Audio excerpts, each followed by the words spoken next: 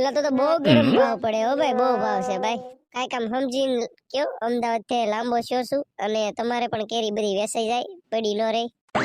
એવું નથી કે તમે લઈ જાઓ તો જ મારી કેરી વેચાય. આપણી કેરી પડી ન રહે કાકા. મારે કેરી બધી ઘરે બેઠા વેચાઈ જાય છે. એટલે એવું તમે વેચાવનું ટેન્શન નહીં લેતા.